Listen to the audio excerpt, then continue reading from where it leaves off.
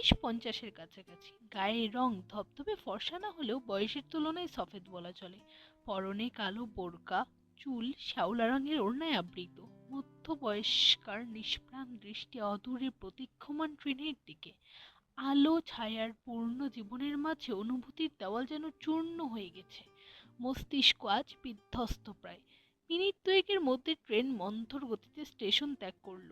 মধ্যবয়স্কার দৃষ্টি অবিচল। চোখের কার্নিশ বেয়ে দুফোঁটা অশ্রু গাল ঘেঁষে নামতেই এক সমর্থ হাত কাজ স্পষ্ট করল। মধ্যবয়স্ক এক পুরুষ কণ্ঠে কোমলত্ব মিশিয়ে ডাকলেন, মাহমুদা।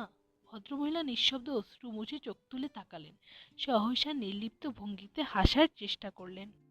মধ্যবয়স্ক লোকের ঠোঁটে হাসির পরিবর্তে চেহারায় উদ্বেগের ছাপ স্পষ্ট দেখা গেল। চিন্তিত কণ্ঠে জানতে চাইলেন, কেন?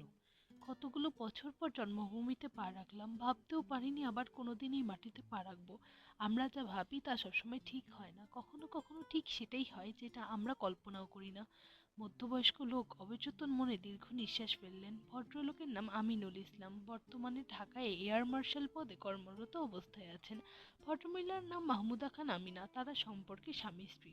আমিনুল ইসলাম পুরু কণ্ঠে বললেন, খাবে চলো। মাহমুদা তৎক্ষণাৎ বললেন, খিদে নেই। সারা রাত কিছুই খাওনি, এভাবে না খেয়ে থেকে শরীর শরীর খারাপ করার কোনো মানে হয় না।